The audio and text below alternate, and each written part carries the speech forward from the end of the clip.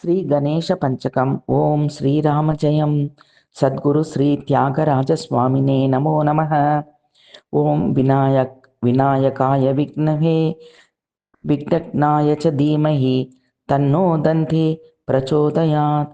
అత శ్రీ గణేశ పంచకం.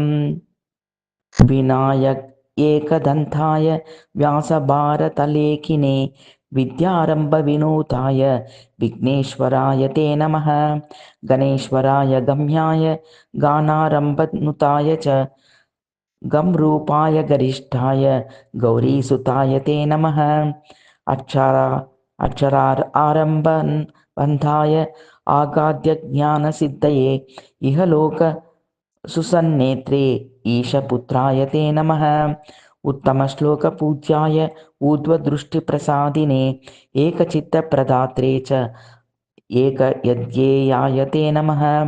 ఓంకారవక్రతుండాయ ఔపహారికగీతయే పంచకశ్లోకమాలాయ పుష్పార్చితాయ తే నమః. మంగళం గణనాథాయ సర్వారంభాయ మంగళం. మంగళం జయకారాయ హేరంబాయ సుమంగళం. ఇది సద్గురు శ్రీ త్యాగరాజస్వామినః శిష్యయా భక్తయా పుష్పయా కృతం శ్రీ గణేశ పంచకం గురౌ సమర్పితం.